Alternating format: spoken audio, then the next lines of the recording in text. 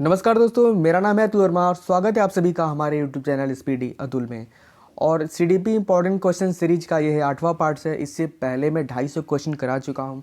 अगर आपने उस वीडियो को नहीं देखा है तो डिस्क्रिप्शन में इसका लिंक मिल जाएगा, उसके जाकर जरूर देखिएगा। अगर आपका आगामी एग्जाम है, सीटेट का आगामी एग्जाम, अभी आपका एग्जाम बाकी है, तो इस वीडियो को देख के आप जरूर जाएगा, क्योंकि ये सारे के सारे क्वेश्चन बहुत इंपॉर्टेंट है। और जो नया पैटर्न CBSE का है, जिस हिसाब से ऑनलाइन एग्जाम हो रहा है और जैसे जैसे क्वेश्चन अंडरस्टैंडिंग बेस पे क्वेश्चन पूछे जा रहे हैं, तो उसी टाइप का क्वेश्चन मैं आप लोगों को करवा रहा हूँ। तो अगर आपका एग्जाम अभी बाकी है तो इस वीडियो को देख के जरूर जाएगा, आपको एग्जाम बहुत ही बेहतर होगा। तो आज के इस वीडियो का पहला प्रश्न ये है कि पियाजे के अनुसार 2 से 7 वर्ष के बीच का एक बच्चा संज्ञानात्मक विकास की किस अवस्था में होता है। तो यानी पियाजे के अनुसार ये पूछा है 2 से 7 वर्ष के बीच का बच्चा। इसके ऑप्शन में लिखा है औपचारिक संक्रियात्मक, दूसरा है मूर्त संक्रियात्मक, तीसरा है संवेदिक गतिक और चौथा है पूर्व संक्रियात्मक। तो इस प्रश्न का जो राइट आंसर हो जाएगा वो हो जाएगा पूर्व संक्रियात्मक। पियाजे के अनुसार जो है 2 से 7 वर्ष का बीच के बच्चा जो होता है वो पूर्व संक्रियात्मक अवस्था के अंतर्गत आता है। अगला प्रश्न ये है कि बाल केंद्रित शिक्षा में शामिल है, क्या शामिल है, इसके ऑप्शन पढ़ लेते हैं। इसके ऑप्शन में पहला ऑप्शन लिखा है बच्चे का एक कोने में बैठना, दूसरा है प्रतिबंध परिवेश में अधिगम लाना, तीसरा है गतिविधियां जिनमें खेल शामिल नहीं होते हैं, चौथा है बच्चों के लिए हस्तपरक गतिविधियां। तो इस प्रश्न का जो राइट आंसर हो जाएगा वो हो जाएगा ऑप्शन नंबर 4, बच्चों के लिए हस्तपरक गतिविधियां। अगला प्रश्न है कि बच्चों के बारे में निम्नलिखित कथनों में से कौन सा सही है। बच्चों के बारे में कौन सा कथन सही है। इसमें लिखा है पहला, बच्चे जानकारी की निष्क्रिय प्राप्त करता है। बिल्कुल नहीं, बच्चे जो होते हैं वो हमेशा सक्रिय प्राप्त करता होते हैं। तो पहला ऑप्शन तो गलत हो गया। दूसरा है बच्चे समस्या समाधान करता होते हैं। जी हाँ, बिल्कुल बच्चे समस्या समाधान करता होते हैं। बच्चे वैज्ञानिक शोधकर्ता होते हैं। ठीक है, बच्चे नन्हे वैज्ञानिक होते हैं। ये जिन पियाजे के अनुसार ये भी हम लोग पढ़ा है कि बच्चे वैज्ञानिक होते हैं, नन्हे वैज्ञानिक होते हैं, यानी कि ये भी ऑप्शन सही है। तीसरा है बच्चे पर्यावरण के सक्रिय अन्वेषक है। जी हाँ, बच्चे पर्यावरण के सक्रिय अन्वेषक होते हैं, यानी कि तीनों ऑप्शन सही हो गया, B, C, D, ये तीनों ऑप्शन सही है। तो आइए ऑप्शन देख लेते हैं कि इसका क्या सही दे रहा है। तो पहले ऑप्शन में लिखा है B, C, D, पहला ही ऑप्शन जो दे रखा है B, C, D, यानी कि यही ऑप्शन क्या हो जाएगा, सही हो जाएगा, बिल्कुल सही हो जाएगा। अगला प्रश्न है कि कोई शिक्षिका अपने विद्यार्थियों को ऐसा कहे कि उन्हें भीतरी प्रेरणा के साथ कार्य करने के लिए प्रोत्साहित कर सके। कोई टीचर है अपने अपने विद्यार्थियों को ऐसा क्या कहे कि उन्हें भीतरी प्रेरणा यानी कि उनको मोटिवेशन मिल सके। तो इसके ऑप्शन में लिखा है पहला कि तुम उसके जैसे क्यों नहीं हो सकते। देखो, उसने इसे एकदम ठीक कर लिया। ये नहीं, बच्चों को कभी भी दूसरे बच्चों से कंपेयर नहीं करना चाहिए, बच्चों को कंपेयर नहीं करना चाहिए, यानी कि ये ऑप्शन गलत हो गया। दूसरा है काम जल्दी पूरा करो तुम्हें एक टॉफ़ी मिलेगी। जी नहीं, बिल्कुल ही पुरस्कार और दंड जो होता है एनसेप के अनुसार बिल्कुल भी नहीं माना जाता है। तीसरा है इसे करने की कोशिश करो और तुम सीख जाओगे। मैं सीखना विद्यार्थी की आंतरिक प्रेरणा है, जबकि किसी से पहले कार्य समाप्त कर प्रेरित करने वाला व्यक्ति बाहरी प्रेरणा के रूप में कार्य कर रहा है। जी हाँ, बिल्कुल ये वाला ऑप्शन बिल्कुल सही हो जाएगा, क्योंकि इसको एक आंतरिक प्रेरणा यहीं से मिलेगी। और चौथा ऑप्शन लिखा है चलो इसे उसके करने से पहले समाप्त कर लो। ये भी ऑप्शन बिल्कुल गलत है, यानी कि ऑप्शन नंबर जो 3 है वो राइट हो जाएगा। अगला प्रश्न है कि भाषा विकास के लिए सबसे संवेदनशील समय क्या होता है। यानी कि भाषा जो होता है लैंग्वेज, किस अवस्था में बच्चे सबसे पहले सीखते हैं, बहुत जल्दी तेज़ी से सीखते हैं। तो इसके ऑप्शन है मध्य बचपन का समय, दूसरा है वयस्कावस्था, तीसरा है प्रारंभिक बचपन का समय, चौथा है जन्मपूर्व का समय। तो चॉम्स्की के अनुसार जो बच्चा होता है वो एक बचपन से एक भाषा लर्निंग डिवाइस सीख लेकर आता है, यानी कि प्रारंभिक बचपन का जो समय होगा वो बिल्कुल राइट आंसर हो जाएगा। इसी अवस्था में, प्रारंभिक अवस्था में बच्चे बहुत तेज़ी से भाषा को सीखते हैं। अगला प्रश्न है कि जीन पियाजे के अनुसार अधिगम के लिए निम्नलिखित में से क्या आवश्यक है। इसके ऑप्शन में लिखा है वयस्कों के व्यवहार का अवलोकन, दूसरा है ईश्वरीय न्याय पर विश्वास, तीसरा है शिक्षकों और माता पिता द्वारा पुनर्बलन, चौथा है शिक्षार्थी के द्वारा पर्यावरण की सक्रिय खोजबीन। यानी इस प्रश्न का जो राइट आंसर हो जाएगा ऑप्शन नंबर 4, शिक्षार्थी के द्वारा पर्यावरण की सक्रिय खोजबीन। अगला प्रश्न है कि लिंग क्या है। ऑप्शन में है शारीरिक संरचना है, दूसरा है सहज गुण है, तीसरा सामाजिक संरचना है और चौथा जैविक सत्ता है। तो जो लिंग होता है वो एक सामाजिक संरचना है, इसे समाज के द्वारा दिया गया है, यानी कि ऑप्शन नंबर थर्ड जो होगा इस प्रश्न का राइट आंसर हो जाएगा। अगला प्रश्न है कि अनुसंधान सुझाते हैं कि एक विविध कक्षा में अपने विद्यार्थियों से शिक्षिकाएं की अपेक्षा विद्यार्थियों के अधिकम क्या होता है। इसका ऑप्शन है एकमात्र निर्धारक होता है, दूसरा है कि साथ संबंधित नहीं मानी जानी चाहिए, तीसरा है पर कोई प्रभाव नहीं छोड़ती, चौथा है पर महत्वपूर्ण प्रभाव, यानी कि ऑप्शन नंबर फोर्थ ही इसका राइट आंसर हो जाएगा, पर महत्वपूर्ण प्रभाव। अगला प्रश्न है कि राष्ट्रीय पाठ चर्चा फ्रेमवर्क 2005 ने अपनी समझ से प्राप्त की है, अपनी समझ से क्या प्राप्त की है। ऑप्शन में है संज्ञानात्मक सिद्धांत, दूसरा है मानवतावाद, तीसरा है व्यवहारवाद और चौथा है रचनावाद। तो इस प्रश्न का जो राइट आंसर हो जाएगा वो हो जाएगा रचनावाद। अगला प्रश्न है कि आनुवांशिकता और पर्यावरण की भूमिका के बारे में निम्नलिखित में से कौन सा कथन सत्य है। पहला ऑप्शन में है पर्यावरण केवल बच्चे के भाषा विकास में महत्वपूर्ण निभाता है। तो यहाँ पर देखिए केवल जो होता है वो नेगेटिव वर्ड होता है, यानी पॉजिटिव वर्ड का नेगेटिव वर्ड कभी भी आंसर नहीं होगा, यानी कि पहला ऑप्शन तो गलत हो गया। दूसरा ऑप्शन है विकास के कुछ पहलू आनुवंशिकता और कुछ अन्य पर्यावरण से अधिक प्रभावित होते हैं। आगे का ऑप्शन को भी पढ़ लेते हैं। सीखने और प्रदर्शन करने के लिए बच्चे की क्षमता जीनों द्वारा पूरी तरह से निर्धारित होती है, जिन्हें जीन के द्वारा पूरी तरह से निर्धारित नहीं होती, क्योंकि पर्यावरण का भी इसमें योगदान होता है। और अगला है अच्छी देखभाल और पौष्टिक आहार बच्चे की किसी भी जन्मजात विकार को दूर कर सकता है। जी बिल्कुल नहीं, केवल पौष्टिक आहार और अच्छी देखभाल से ही जन्मजात जो विकार होता है उसको दूर नहीं किया जा सकता। यानी कि इस प्रश्न का जो राइट आंसर हो जाएगा वो हो जाएगा ऑप्शन नंबर 2, विकास के कुछ पहलू आनुवंशिकता और कुछ अन्य पर्यावरण से अधिक प्रभावित होते हैं, यानी आनुवंशिकता और पर्यावरण का निरंतर सामंजस्य होता है। अगला प्रश्न है कि निम्नलिखित में से कौन सा विकल्प प्रगतिशील शिक्षा का सबसे अच्छा वर्णन करता है। इसके ऑप्शन में लिखा है परियोजना विधि, दूसरा है परियोजना विधि क्षमता समूह बनाना रैंकिंग, दूसरा है करके सीखना परियोजना विधि सहयोग में सीखना, तीसरा है थीमेटिक इकाइयाँ नियमित इकाइयाँ परीक्षण रैंकिंग, और अगला ऑप्शन है व्यक्तिगत अधिगम क्षमता समूह बनाना छात्रों की लेबलिंग। यानी कि जब विद्यार्थी कुछ करके सीखता है तो बहुत ही तेज़ी से सीखता है, यानी कि इस प्रश्न का भी जो राइट आंसर हो जाएगा वो हो जाएगा ऑप्शन नंबर 2, करके सीखना परियोजना विधि सहयोग से सीखना।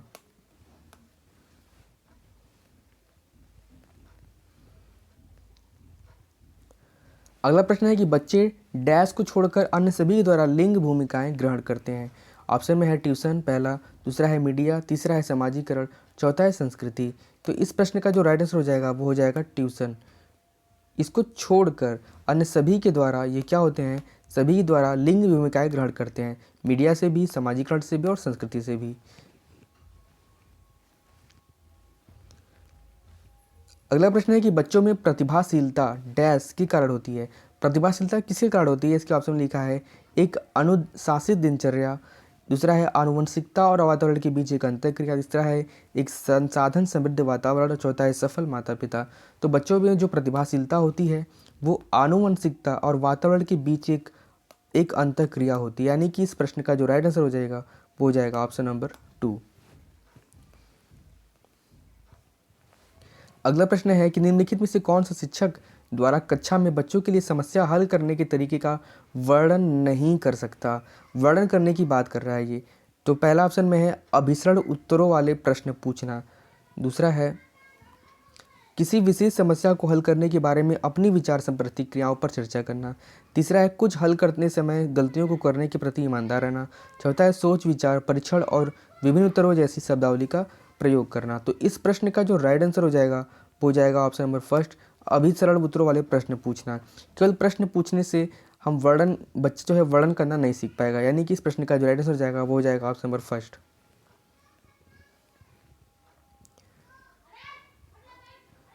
अगला प्रश्न है कि बच्चों में जेंडर रूढ़िवादिता एवं जेंडर भूमिका अनुरूपता को कम करने के लिए निम्नलिखित में से कौन सी पद्धति प्रभावशाली है। इसका ऑप्शन में है जेंडर पक्षपात के बारे में परिचर्चा, दूसरा है जेंडर विशिष्ट भूमिकाओं को महत्व देना, तीसरा है जेंडर पृथक खेल समूह बनाना और चौथा है जेंडर पृथक बैठने की व्यवस्था करना। तो जो इस प्रश्न का राइट आंसर हो जाएगा वो हो जाएगा ऑप्शन नंबर फर्स्ट, जेंडर पक्षपात करने के बारे में परिचर्चा। क्योंकि क्या होता है जब बच्चों में जेंडर रूढ़िवादिता और जेंडर भूमिका अनुरूपता को कम करने के लिए अगर हम जेंडर पक्षपात के बारे में परिचर्चा करेंगे तो इस समस्या का बहुत जल्दी समाधान हो सकता है या निकल सकता है। अगला प्रश्न है कि निम्नलिखित व्यवहारों में से कौन सा जीन पियाजे के द्वारा प्रस्तावित मूर्त संक्रियात्मक अवस्था को विशेषित करता है। ऑप्शन में है परिकल्पिक निगमनात्मक तर्क, साध्यात्मक विचार, दूसरा ऑप्शन है संरक्षण कक्षा समावेशन, तीसरा है आस्थगित अनुकरण पदार्थ स्थायित्व, चौथा है प्रतीकात्मक खेल, विचारों की अंतर्क्रियात्मकता। तो इस प्रश्न का जो राइट आंसर हो जाएगा वो हो जाएगा ऑप्शन नंबर 2 संरक्षण कक्षा समावेशन। अगला प्रश्न है कि शिक्षण अधिगम प्रक्रिया में वंचित समूह से संबंधित विद्यार्थियों के द्वारा सहभागिता कम होने की स्थिति में एक शिक्षक को क्या करना चाहिए। शिक्षक को क्या करना चाहिए, इसके ऑप्शन में लिखा है बच्चों को विद्यालय छोड़ने के लिए करना चाहिए, बिल्कुल नहीं, बच्चों को विद्यालय छोड़ने के लिए तो बिल्कुल भी नहीं करना चाहिए। दूसरा है इस स्थिति को जैसी है स्वीकार कर लेना चाहिए, जरूरी नहीं कि जो जैसी भी स्थिति हो वैसे स्वीकार कर ही लेना चाहिए। तीसरा है इन विद्यार्थियों से अपनी अपेक्षाओं को कम करना चाहिए, अपेक्षा और उपेक्षा को कम करना बिल्कुल भी नहीं चाहिए। चौथा है अपनी शिक्षण पद्धति पर विचार करना चाहिए, जी हाँ बिल्कुल, टीचर को क्या करना चाहिए कि अपनी शिक्षण पद्धति पर विचार करना चाहिए तब बच्चों की सहभागिता में सुधार करने के लिए नए तरीके खोजने चाहिए। यानी कि ऑप्शन नंबर जो फोर्थ है इस प्रश्न का जो है वो राइट आंसर हो जाएगा। अगला प्रश्न है कि अनेक घटनाओं के बारे में बच्चों के द्वारा बनाए गए सहानुभूत सिद्धांतों के संदर्भ में एक शिक्षिका को क्या करना चाहिए। यहाँ बोला है क्या करना चाहिए। पहला है बच्चों के इन सिद्धांतों को अनदेखा करना चाहिए, दूसरा है बच्चों को दंडित करना चाहिए, बिल्कुल नहीं, दंडित तो बिल्कुल नहीं करना चाहिए। तीसरा है बार बार याद करने के द्वारा एक ही सिद्धांत से बदल देना चाहिए, यानी कि याद करने वाले काम बिल्कुल भी नहीं करना चाहिए। ऑप्शन फर्स्ट और ऑप्शन नंबर सेकंड भी गलत हो गया। और तीसरा चौथा है प्रतिकूल प्रमाण एवं उदाहरणों को प्रस्तुत करके बच्चों के इन सिद्धांतों को चुनौती देना चाहिए, जी हाँ बिल्कुल ये सही है। ऑप्शन नंबर फोर्थ इस प्रश्न का राइट आंसर हो जाएगा कि प्रतिकूल प्रमाण एवं उदाहरणों को प्रस्तुत करके बच्चों के इन सिद्धांतों को चुनौती देना चाहिए। अगला प्रश्न है कि बच्चों को अधिगम गतिविधियों में भागीदारी करने के लिए लगातार पुरस्कार देना व दंड देने का प्रयोग करने से क्या प्रभाव पड़ता है। देखिए जब बच्चों को लगातार पुरस्कार या दंड, हर एक बात पे पुरस्कार देना, हर एक बात पे दंड देना, तो इससे क्या होगा। इसके ऑप्शन में लिखा है बाहरी अभिप्रेरणा कम होती है, दूसरा है आंतरिक अभिप्रेरणा बढ़ती है, तीसरा है यह बच्चों को प्रदर्शन आधारित लक्ष्यों के बजाय निपुणता पर ध्यान के लिए प्रोत्साहित करती है, चौथा है अधिगम में बच्चों की स्वाभाविक अभिरुचि तथा जिज्ञासा कम होती है। जी हाँ, यानी कि यही प्रश्न का राइट आंसर हो जाएगा कि अभिरुचि तथा जिज्ञासा में कमी होने लगती है जब लगातार उसको हर एक काम के लिए पुरस्कार एवं दंड दिया जाता है, यानी कि ऑप्शन नंबर फोर्थ इसका राइट आंसर हो जाएगा। अगला प्रश्न है कि 14 वर्षीय अंजना अपने आप से पृथक स्वनियंत्रित व्यक्ति की भावना को विकसित करने का प्रयास कर रही है। वो अपने आप में क्या विकसित कर रही है, इसके ऑप्शन में लिखा है। ऑप्शन है नियमों के प्रति घृणा, दूसरा है स्वायत्तता, तीसरा है किशोरावस्थात्मक अक्खड़पन, चौथा है परिपक्वता। तो इस प्रश्न का जो राइट आंसर हो जाएगा वो हो जाएगा ऑप्शन नंबर सेकेंड स्वायत्तता। अगला प्रश्न है कि बहुबुद्धि सिद्धांत को वैध नहीं माना जा सकता, क्यों इसको नहीं माना जा सकता बहुबुद्धि सिद्धांत को। पहला है विशिष्ट परीक्षणों के अभाव में भिन्न बुद्धि का मापन संभव नहीं है, दूसरा यह सभी 7 बुद्धियों को समान महत्व नहीं देता है, तीसरा यह केवल अब्राहम मैस्लो के जीवन भर के सुदृढ़ अनुभवात्मक अध्ययन पर आधारित है, चौथा यह सर्वाधिक महत्वपूर्ण समान बुद्धि जी के अनुकूलन सुसंगत नहीं है। तो इस जो प्रश्न का राइट आंसर हो जाएगा वो हो जाएगा ऑप्शन नंबर फर्स्ट हो जाएगा, विशिष्ट परीक्षणों के अभाव में भिन्न बुद्धियों का मापन संभव नहीं है। अगला प्रश्न है कि निम्नलिखित में से कौन सी सर्वाधिक प्रभावकारी विधि हो सकती है जो आपकी इस अपेक्षा को पूरी कर सके कि वंचित विद्यार्थी अपनी भागीदारिता द्वारा सफल हो सके। इसके ऑप्शन में है, पहला ऑप्शन है आप उनकी सफलता हेतु उनकी क्षमता में विश्वास को अभिव्यक्त करेंगे, जी हाँ बिल्कुल, पॉजिटिव वर्ड पहला ही लिख गया है।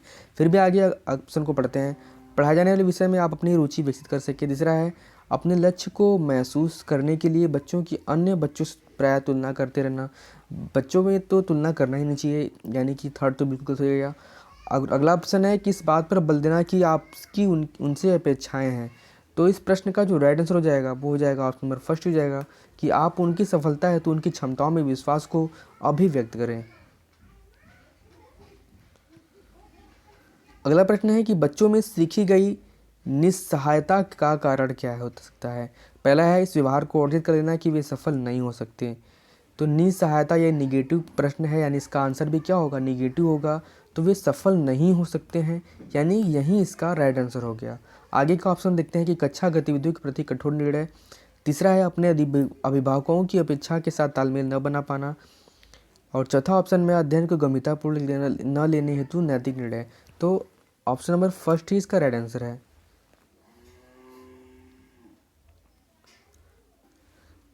अगला प्रश्न है कि परीक्षा में तनाव निष्पत्ति को प्रभावित करता है। यह तथ्य निम्नलिखित में से किस प्रकार के संबंध को स्पष्ट करता है। इसके ऑप्शन में लिखा है संज्ञान भावना, दूसरा है तनाव विलोपन, तीसरा है निष्पत्ति चिंता, चौथा है संज्ञान प्रतियोगिता। तो इस प्रश्न का जो राइट आंसर जाएगा वो जाएगा ऑप्शन नंबर फर्स्ट, संज्ञान भावना। अगला प्रश्न है कि परिपक्व विद्यार्थी कैसे होते हैं। पहला है इस बात से विश्वास करते हैं कि उनके अध्ययन में भावनाओं का कोई स्थान नहीं है। दूसरा है अपनी बौद्धिकता के साथ अपने सभी प्रकार के द्वंद्वों का शीघ्र समाधान कर लेते हैं। तीसरा है अपने अध्ययन में कभी कभी भावनाओं की सहायता चाहते हैं। और चौथा ऑप्शन में है कठिन परिस्थिति में भी अध्ययन से विचलित नहीं होते हैं। तो इस प्रश्न का जो राइट आंसर हो जाएगा वो हो जाएगा ऑप्शन नंबर थर्ड, अपने अध्ययन में कभी कभी भावनाओं की सहायता लेते हैं या चाहते हैं। अगला प्रश्न है कि बच्चों के अधिगम को सुगम बनाने के लिए अध्यापकों को एक अच्छे कक्षाई परिवेश का सृजन करने की आवश्यकता होती है। इस प्रकार के अधिगम परिवेश का इसके ऑप्शन है अधिगम का सृजन करने के लिए नीचे दिए गए कथनों में से कौन सा नहीं है। याद रखिए क्वेश्चन में बोला है नहीं है। तो पहला ऑप्शन है कि बच्चे के प्रयासों को स्वीकृति, दूसरा है अध्यापकों के अनुसार कार्य करना, तीसरा है बच्चे को स्वीकार करना, चौथा है अध्यापक का सकारात्मक रुख। तो बच्चों को अध्यापकों के अनुसार कार्य करना, ये जो ऑप्शन है वो वही ऑप्शन राइट हो जाएगा, यानी कि इस प्रश्न का ऑप्शन नंबर 2 राइट हो जाएगा। अगला प्रश्न है कि अध्यापक के दृष्टिकोण से प्रतिभाशालीता किसका संयोजन है। इसका ऑप्शन है उच्च योग्यता, उच्च सृजनात्मकता, उच्च वचनबद्धता। दूसरा है उच्च प्रेरणा, उच्च वचनबद्धता, उच्च क्षमता। तीसरा है उच्च योग्यता, उच्च क्षमता, उच्च वचनबद्धता। और चौथा है उच्च क्षमता, उच्च सृजनात्मकता, उच्च स्मरण शक्ति। तो इस प्रश्न का जो राइट आंसर हो जाएगा वो जाएगा ऑप्शन नंबर फर्स्ट, उच्च योग्यता, उच्च सृजनात्मकता, उच्च वचनबद्धता। अगला प्रश्न है कि बच्चों को शाब्दिक या गैर शाब्दिक दंड देने का परिणाम क्या होता है। परिणाम होता है पहला उन्हें कार्य करने के लिए प्रेरित करना, दूसरा है बच्चे की छवि की सुरक्षा करना, दूसरा है उनके अंकों में सुधार करना, और अगला ऑप्शन है कि उनकी स्वयं के प्रति अवधारणाओं को नष्ट करना। इस प्रश्न का जो राइट आंसर हो जाएगा वो यानी यही ऑप्शन हो जाएगा ऑप्शन नंबर फोर्थ, उनकी स्वयं के प्रति अवधारणा को नष्ट करना।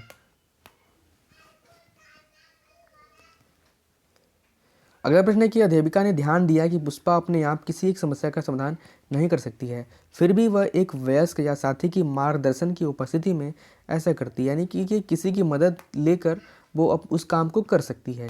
तो इसी मार्गदर्शन को क्या कहते हैं।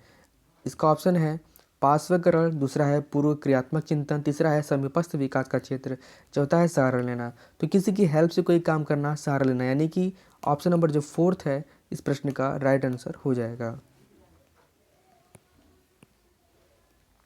अगला प्रश्न है कि अधिगम में आकलन किस लिए आवश्यक होता है, यानी कि जब एग्जाम वगैरह होता है उसे आकलन बोलते हैं, तो किस लिए आवश्यक होता है। ऑप्शन में है ग्रेड एवं अंकों के लिए, दूसरा है जांच परीक्षण के लिए, तीसरा है प्रेरणा के लिए, चौथा है पृथक्करण और श्रेणीकरण के उद्देश्य को प्रोत्साहन करने के लिए। तो इस प्रश्न का जो राइट आंसर हो जाएगा वो हो जाएगा ऑप्शन नंबर थर्ड, प्रेरणा के लिए।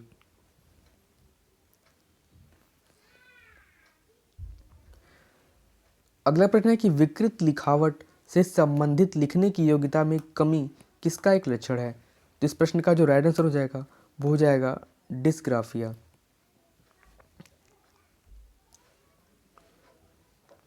अगला प्रश्न है कि भारत में अधिकांश कक्षाएं बहुभाषी होती हैं, इसे शिक्षक द्वारा डैश के रूप में देखा जाना चाहिए। तो इसका ऑप्शन है परेशानी, दूसरा है समस्या, तीसरा है संसाधन, चौथा है बाधा। तो इस प्रश्न का जो राइट आंसर हो जाएगा वो हो जाएगा ऑप्शन नंबर थर्ड, संसाधन। यानी कि बहुभाषी कक्षाएं होती हैं तो इसको शिक्षक को अपना संसाधन इसको लेना चाहिए। अगला प्रश्न है कि जटिल परिस्थिति को संसाधित करने में शिक्षक बच्चों की सहायता कर सकता है। पहला है प्रतियोगिता को बढ़ावा देकर और सबसे पहले कार्य पूरा करने वाले बच्चों को पुरस्कार देकर। दूसरा है कोई भी सहायता न देकर जिससे बच्चा अपने आप निर्वाह करना सीखे। तीसरा है उस पर एक भाषण देकर। चौथा है कार्य को छोटे छोटे हिस्सों में बांटने के बाद निर्देश लिखकर। तो इस प्रश्न का जो सबसे राइट आंसर हो जाएगा वो हो जाएगा ऑप्शन नंबर 4, कार्य को छोटे हिस्सों में बांटने के बाद निर्देश लिखकर।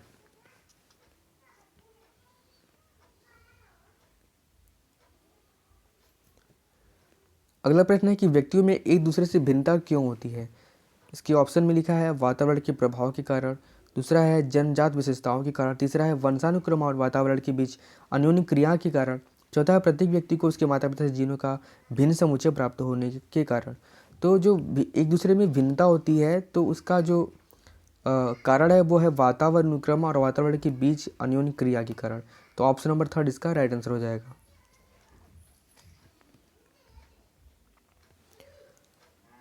अगला प्रश्न है कि निम्नलिखित में से कौन सा एक आधारभूत सहायता का उदाहरण है। इसके ऑप्शन में लिखा है अनुबोधन और संकेत देना तथा नाजुक स्थितियों पर प्रश्न पूछना। दूसरा है शिक्षार्थियों को प्रेरित करने वाले भाषण देना। तीसरा है प्रश्न पूछने को बढ़ावा देने बिना स्पष्टीकरण देना। चौथा है मूर्त और अमूर्त दोनों प्रकार का उपहार देना। तो इस प्रश्न का जो राइट आंसर हो जाएगा वो हो जाएगा ऑप्शन नंबर 1, अनुबोधन और संकेत देना तथा नाजुक स्थितियों पर प्रश्न पूछना।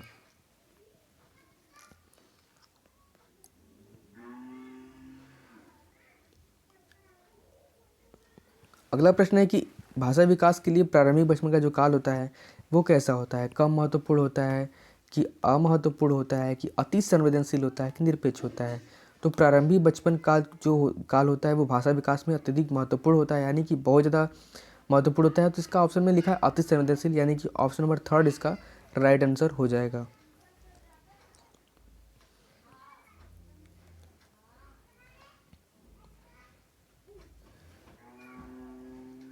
अगला प्रश्न है कि निम्नलिखित में से कौन सा एक व्यवहार बच्चे की अधिकतम नियोगिता की पहचान करता है। पहला है मनोभाव का जल्दी जल्दी बदलना, मूड स्विंग्स। तीसरा है अपमानजनक व्यवहार। तीसरा है बी को डी, वाच को सा और 21 को 12 लिखना और कम। चौथा ऑप्शन में है कम अवधान विस्तार और उच्च शारीरिक गतिविधियाँ। तो इस प्रश्न का जो राइट आंसर हो जाएगा वो हो जाएगा ऑप्शन नंबर 3।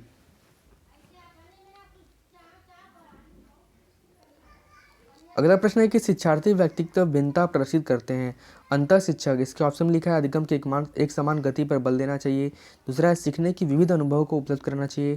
तीसरा है कठोर अनुशासन सुनिश्चित करना चाहिए। चौथा है परीक्षाओं की संख्या बढ़ा देनी चाहिए। तो इस प्रश्न का जो राइट आंसर हो जाएगा वो जाएगा ऑप्शन नंबर 2, सीखने के विविध अनुभवों को उपलब्ध कराना चाहिए। अगला प्रश्न है कि निम्नलिखित में से कौन सा शिक्षक से संबंधित अधिगम को प्रभावित करने वाला एक कारक है। इसका ऑप्शन में है पहला विषय वस्तु में प्रवीणता। दूसरा है बैठने की उचित व्यवस्था। तीसरा है शिक्षण अधिगम संसाधनों की उपलब्धता और फोर्थ ऑप्शन है इसका विषय वस्तु या अधिगम अनुभव की प्रकृति। तो इस प्रश्न का जो राइट आंसर हो जाएगा वो हो जाएगा ऑप्शन नंबर 1, विषय वस्तु में प्रवीणता।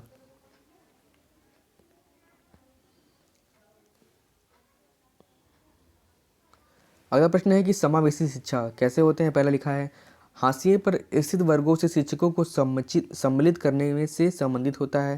दूसरा है कक्षा में विविधता का उत्सव मनाती है। तीसरा है दाखिली संबंधी कठोर प्रतिक्रियाओं को बढ़ावा देती है। चौथा है तथ्यों की शिक्षा मातारोपण से संबंधित होती है। तो इसका जो राइट आंसर हो जाएगा वो जाएगा ऑप्शन नंबर 2, कक्षा में विविधता का उत्सव मनाती है।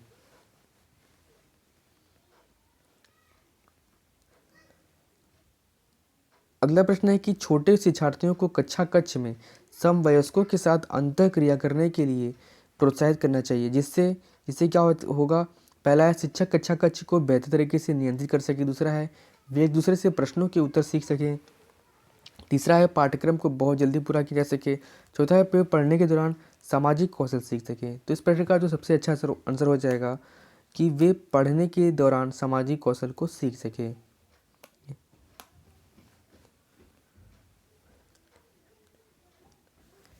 अगला प्रश्न है कि शिक्षण अधिगम प्रक्रिया में व्यक्तिगत रूप से ध्यान देना महत्वपूर्ण है, क्योंकि इसके ऑप्शन हैं बच्चों की विकास दर भिन्न होती है और वे भिन्न तरीके से सीख सकते हैं। दूसरा है शिक्षार्थी हमेशा समूह में ही बेहतर सीखते हैं। तीसरा है शिक्षक प्रशिक्षण कार्यक्रमों में ऐसा ही बताया गया है। चौथा है, इससे प्रत्येक शिक्षार्थी को अनुशासित करने के लिए शिक्षकों को बेहतर अवसर मिलते हैं। तो बच्चों को तो अनुशासित करने पर बिल्कुल भी जोर नहीं देना चाहिए। तीसरा है, शिक्षक प्रचरण में कार्यक्रमों में ऐसा ही बताया गया, ये बिल्कुल बात ऐसे बिल्कुल नहीं बताया गया है। दूसरा है, शिक्षार्थी हमेशा समूह में से बेहतर सीखते हैं। समूह से बेहतर तो सीखते हैं, लेकिन इसका जो फर्स्ट ऑप्शन लिखा है कि बच्चों की विकास दर भिन्न होती है, यानी कि बच्चे अलग अलग तरीके से सीखते हैं और वे भिन्न तरीक़ों से सीखते हैं, इसलिए जो शिक्षा होनी चाहिए वो व्यक्तिगत रूप से होनी चाहिए। यानी कि इस प्रश्न का जो राइट आंसर है वो है ऑप्शन नंबर फर्स्ट, बच्चों की विकास की दर भिन्न होती है और वे भिन्न तरीके से सीख सकते हैं।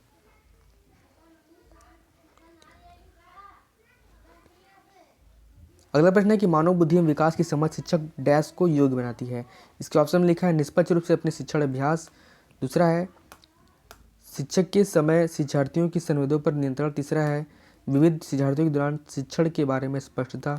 और फोर्थ ऑप्शन है, शिक्षार्थियों की यह बताने कि अपने जीवन को कैसे सुधारा जा सकता है। तो इस प्रश्न का जो राइट आंसर हो जाएगा वो जाएगा ऑप्शन नंबर थर्ड, विविध शिक्षार्थियों के शिक्षण के बारे में स्पष्टता।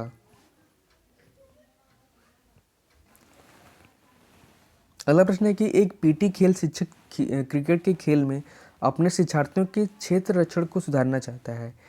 निम्न में से कौन सी युक्ति शिक्षार्थियों को अपना लक्ष्य प्राप्त करने में सर्वाधिक सहायक है।